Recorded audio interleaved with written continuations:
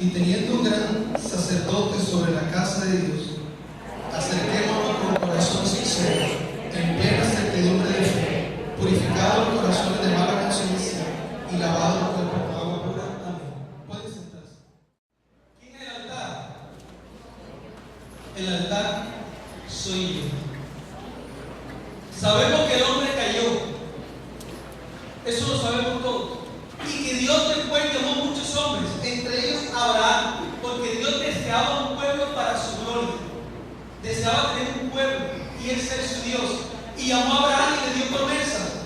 De la promesa pasaron de Abraham a Isaac, de Isaac a Jacob, y Jacob a sus hijos, de donde nacieron las famosas 12 tribus de Israel y formaron la nación de Israel. Fueron a Egipto a buscar provisiones. Mira un breve resumen y quiero que no se lo pierdan. Fueron a Egipto a buscar provisiones. Dios usó a José, uno de sus hijos, para que fueran allá. Y estando allá, fueron a las mejores tierras de Egipto. El faraón que estaba allá murió, y después Egipto cogió a los israelitas y los volvió esclavos.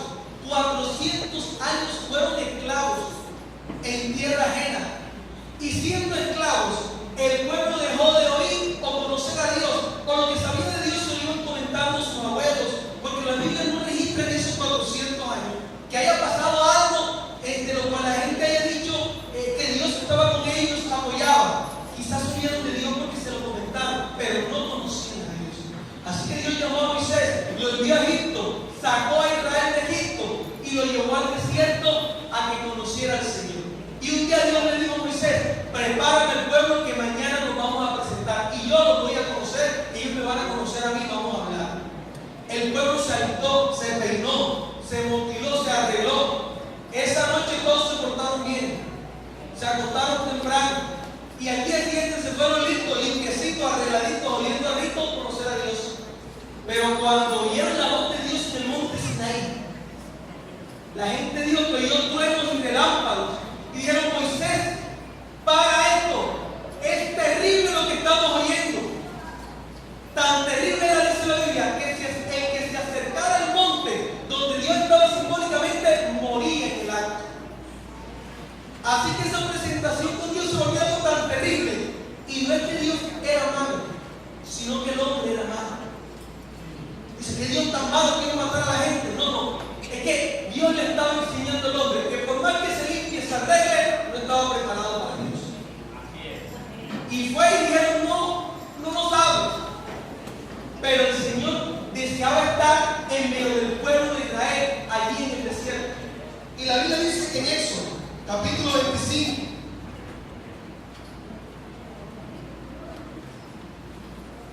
de los versículos 1 al 8 dice: Jehová habló a Moisés y le dijo: di a los hijos de Israel que tomen para mí ofrenda.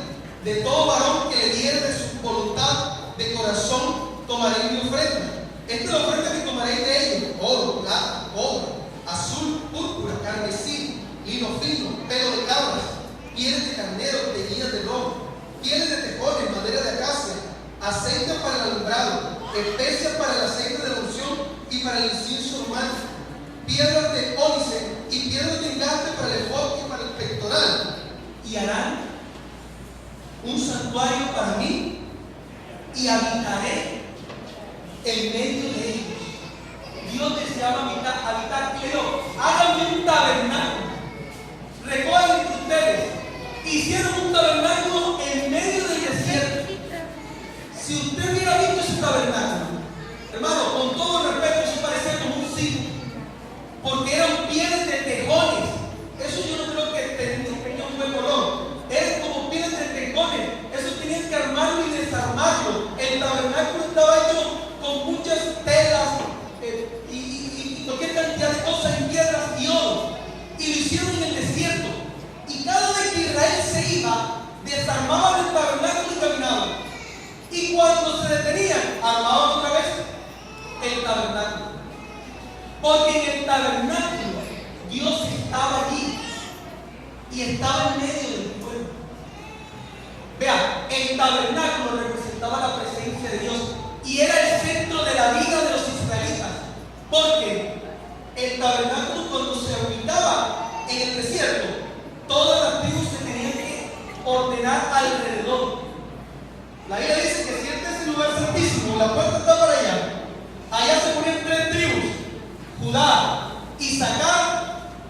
Zabulón. Allí se ponía Rubén, se ponía Simeón y se ponía Gad. Aquí en mis espaldas se ponía detrás del tabernáculo las tiendas, todas las tribus de Benjamín, de Manasés y de Efraín. Y acá Neftalí, se ubicaba Aser y se ubicaba Dan. 12 tribus alrededor. Y el centro que era el tabernáculo. Pero había un problema. Dios estaba y habitaba en medio de ellos, pero ellos no podían acercarse a Dios. No podían. ¿Cómo era eso? Eso era como un atrio grande, un espacio grande, un solar, y tenía unas carpas alrededor que lo cerraban. Se llamaba el atrio. Dentro del atrio había una casita que se llamaba el lugar santo, y en la mitad una tela que dividía, ustedes ven aquí adentro, llamado lugar santísimo. O sea, para entrar al lugar santo solo entraban los sacerdotes y los levitas, más nada. Y al lugar santísimo solo entraba un solo hombre. Y una vez al año se llamaba el sumo sacerdote, del cual yo vengo hoy representando. Ahora, hermano, ¿qué representaba esa cortina? Yo le hago una pregunta. ¿Qué le da a entender a usted si usted va a un barrio y ve que las casas tienen rejas? Todo, que es como inseguro el barrio, ¿verdad? Sí, o sea que se protege porque es inseguro, eso da a entender. Y si ve que hay muchos policías muertos, ¿qué le da a entender eso? Que pasan muchos carros a alta velocidad. Y por eso ponen esos desaceleradores de velocidad. ¿Qué daba a entender una cortina? ¿Qué daba a entender la separación que había entre el cuerpo y el lugar santísimo? ¿Qué daba a entender que solamente podía entrar un hombre? Porque si alguien entraba, se moría. La Biblia dice que años después, David intentó trasladar el arca y Usa, cuando iba llevando el arca del pacto, intentó caerse y Usa fue a meter la mano para que no se cayera. Un hombre, Usa. Y cuando lo tocó, Dios lo mató. Eso suena terrible, ¿verdad? Y Dios tan agradecido. No podía acercarse, porque la presencia de Dios era un simbolismo de lo que es la presencia de Dios. La presencia de Dios era grande y los hombres no podían acercarse a ella, solo el sumo sacerdote.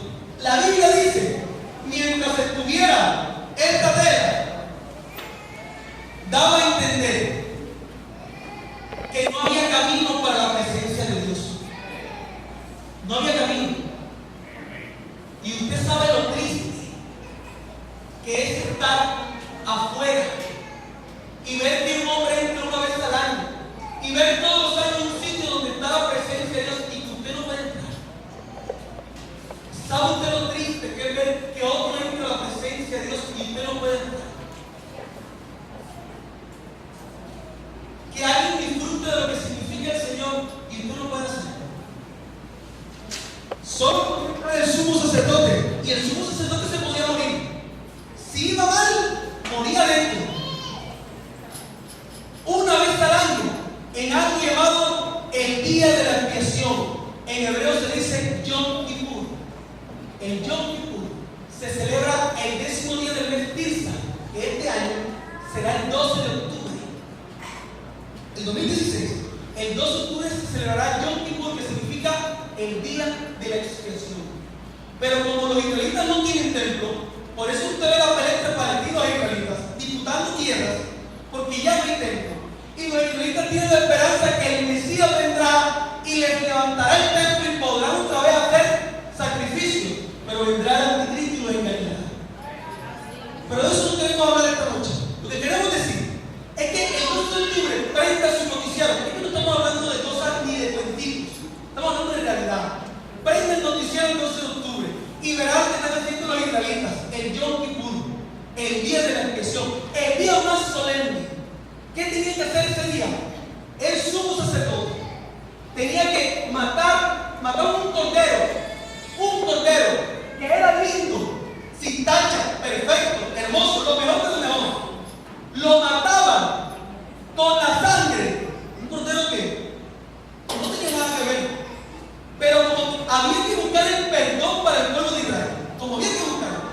sumo sacerdote tomaba la sangre del cordero, que repito, no tenía nada que ver.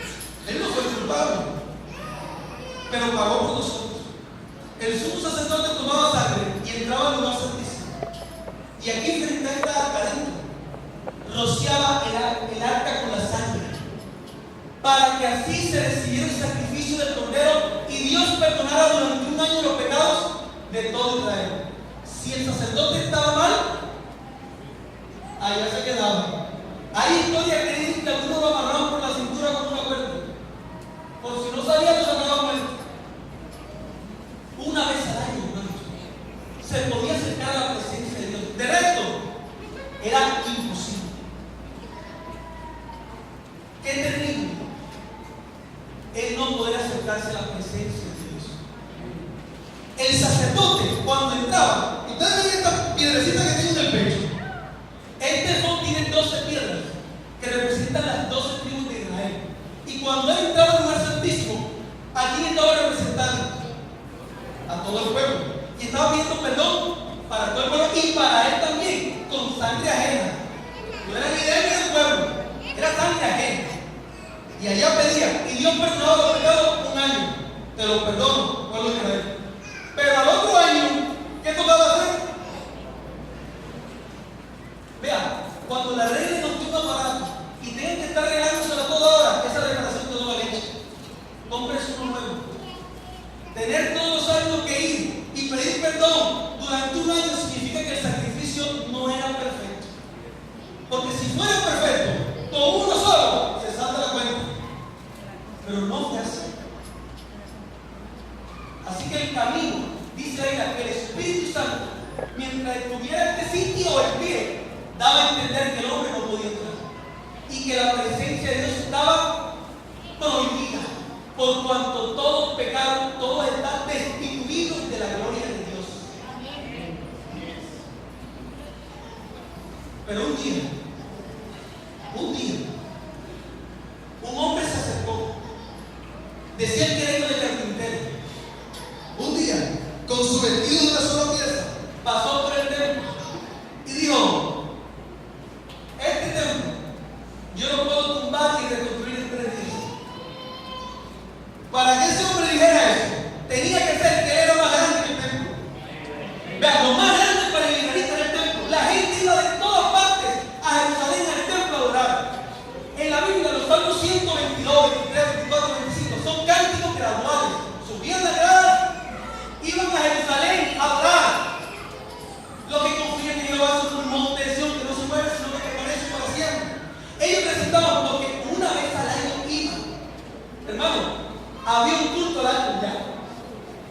Un solo culto al año. Y todo el mundo iba. Qué terrible que la presencia de Dios esté prohibida y entrada a medidas. Sería terrible, ¿verdad? Pero repito, un hombre se acercó un día y dijo eso. Ese hombre era diferente a todos. ¿Saben por qué? Hubo una zona en Israel que se llamaba Galilea. ¿Saben cómo decía la gente de maldad? Galilea de los perdidos. O Galilea de los gentiles. Creían que esa gente de Galilea era menos y eran gente perdida, gente que no servía. Galilea de los gentiles. Ser gentil es un despectivo en Israel. Pero Mateo dijo: una vez el Señor Jesús se metió a Galilea a predicar el evangelio.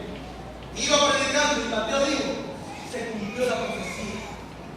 Escrito está: Galilea de los gentiles, camino del mar. El pueblo asentado en tinieblas vio gran luz, y los que andaban en sombra de muerte, luz les resplandeció. Cristo era la luz, y vino a enseñarnos qué significaba todo esto y cómo arreglar el problemita de que no nos podíamos acercar a la presencia de Dios. Vino a arreglarlo. Y la Biblia dice que cuando fue a la cruz, hermanos, derramó su sangre y antes de expirar dio una palabra, dio 2 palabras: consumado es. Cuando él dijo eso y expiró, la cortina del templo se rasgó en 2, lo cual significaba solo una cosa: que la presencia de Dios estaba abierta otra vez al ser humano. Otra vez las puertas estaban abiertas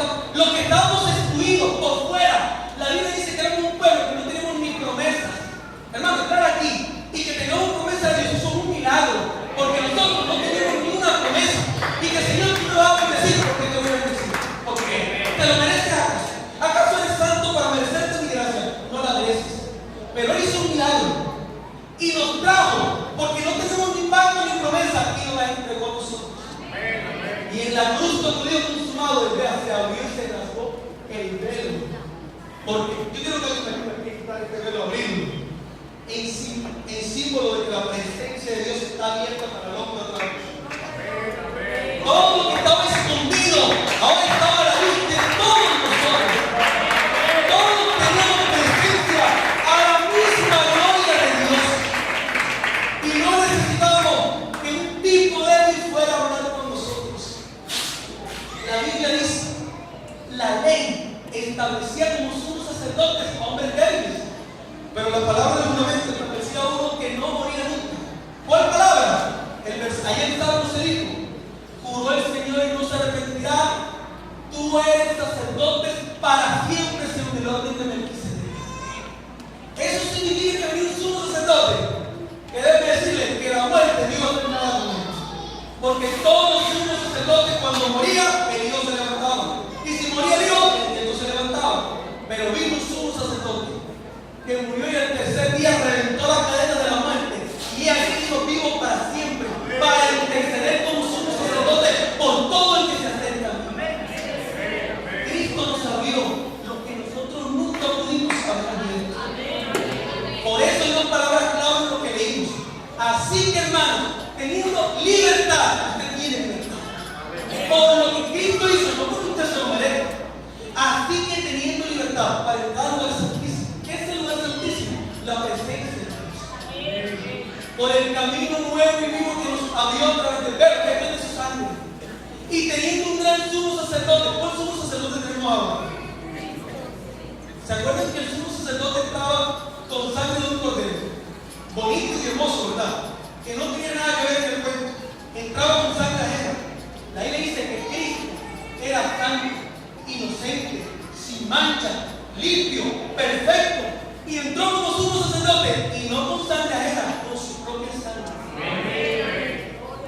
Dice, si la sangre de los machos cabríos purificaba la contaminación de los hombres, cuánto más la sangre de Cristo, viviente, poderoso, perfecta, no limpiará nuestra conciencia de obras malas. Somos perdonados porque por nosotros entró el mejor cordero que pudo existir en el universo. Yo amo ese versículo de Apocalipsis cuando se dice que en el trono hay uno con un rollo en la mano y hay una voz que dice, ¿quién podrá abrir el libro y desatar sus sellos? Y no se halló nadie, ni en el cielo ni en la tierra. Y Juan empezó a llorar y un anciano le dijo, no llores. He aquí, hay uno que es digno, que ha vencido para vencer uno solo, el cordero inmolado. Y dice, y yo vi en medio de todo un cordero como inmolado. Cristo es digno de abrir los sellos de la historia de la humanidad y de la profecía, porque Él fue a la cruz y abrió un camino para nosotros. Yo creo que alguien me ayuda a quitar esto. Porque es que yo solamente soy una representación, pero Dios me trae a nosotros sacerdotes de Jesucristo. La Biblia dice que Él vive para interceder por todos nosotros. Esperen un ratito.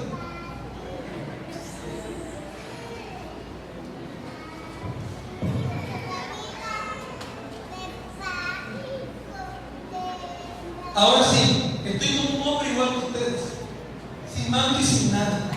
Debe ponerme la gafa. Ahora sí lo veo bien. Hermano, ¿qué queremos decir en esta noche?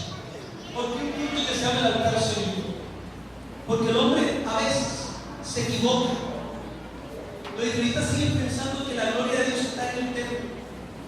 Una vez se comete errores.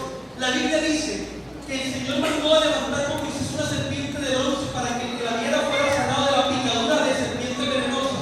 ¿Y saben qué hizo el pueblo? Se quedó con la serpiente.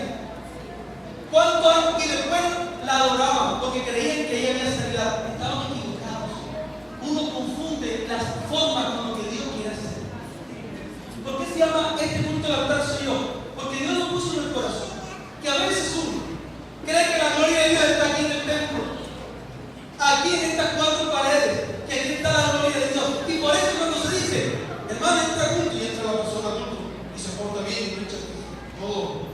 cállate, vos no eches esos cuentos aquí, que estamos aquí en la iglesia. Y le dice, hermano, para que cante un coro. Mañana, hermano, me estoy saliendo, voy a estar allá arriba, allá arriba eso es tremendo, la presencia de Dios. Mano, esto es cemento. Eso no es más nada. Pregúntale lo que hicieron esto, eso es cemento. ¿Qué mensaje le estamos dando a una persona? Que le estamos diciendo que aquí se puede venir afuera de lo que quiera de su vida. El altar somos nosotros. Porque cuando Cristo dio un camino vivo para nosotros, la Biblia dice, ojo con quién te casa y con quién te une, porque somos templo del Dios viviente. Nosotros somos templo donde habita la gloria del Señor. Un altar de Dios. No le quiero decir que eso, no vengo más allá de la congregación. El martes ya no viene nadie, no, porque nosotros somos el templo, no. La Biblia dice que es bueno que nos congreguemos y nos edifiquemos. Pero si nos toca congregarnos debajo de un palo de mango, ahí está la gloria de Dios. Y si lo hacemos frente a un río, ahí está el Señor. No podemos llegar a creer que al entrar aquí es que empieza nuestra santidad. Debemos vivir en la santidad de Dios. Por fuera, el altar somos nosotros. En el trabajo esté en el altar, en su familia esté en el altar. No es posible que aquí hable calladito. Dios le bendiga. Y allá gritando y haciendo cosas. Usted es el altar, usted es el templo de Dios. Uno viene aquí a revelar lo que uno es afuera. Tal como soy aquí, allá. Gloria a Dios en la calle. Se loco. El altar somos nosotros. El Señor pudo conseguir edificios de oro, pero el amor que usted y yo fuéramos el altar. Que en nosotros reposara su gloria. Yo me pregunto, ¿habrá algún joven o alguna persona que no sepa lo que es la presencia de Dios? Vean, la presencia de Dios le daba terror muchas veces a los seres humanos, pero cuando el hombre entendía lo que era Dios, daba alegría y prosperidad. El arca, cuando se la robaron y estuvo en la casa de Obed, dice ella que prosperó todo lo que tenía. Y cuando David llegó al arca, la Biblia dice que empezó a saltar y a danzar de alegría. Cuando estuvo en el desierto la lloró. Dios mío, eres tú. En el madrugada te buscaré. Mi alma te anhela, en tierra seca y árida donde no hay, para ver tu poder y tu gloria, así como te he mirado en el santuario. ¿Qué puede mantener firme a un joven o un hermano aquí? La presencia de Dios en la vida de nosotros. No podemos ser templos vacíos, porque Cristo abrió un camino para nosotros. Así que, hermano, tenemos libertad para entrar en su presencia. Podemos entrar con libertad por el sacrificio de Cristo en la cruz del Calvario. Su vida es el templo del Dios viviente. En aquellos días no escribiré mi pacto en tablas de piedra, sino que lo escribiré en sus corazones. En cada uno de sus corazones yo escribiré el pacto. Bendito sea el Señor. Esto es una representación, hermanos. Pero la gloria de Dios está aquí, así no la veamos. Entre aquellos que han reconocido que Cristo es maravilloso, el altar es usted. Mantenga un altar limpio para Dios. Mantenga un altar santo para Dios. Hermano, que yo con mi vida lo que quiera, eso es falso, su vida es del Señor. Ya no me pertenece. Yo quiero invitarles a que estemos todos en pie en esta noche. Hermano, yo no sé usted, pero yo estoy. Cuando uno entiende lo que Dios hace, eso le da alegría al corazón. Que Cristo haya hecho una entrada con su propia vida, para mí eso llena de alegría al corazón. Yo quiero invitarles, si alguien puede creerlo, la gloria de Dios se manifestará en su vida. Si puede creer que usted es el templo, hermano, porque yo, con estas imperfecciones, ¿cómo voy a hacer un templo? Él habita en medio de los mismos. Él mira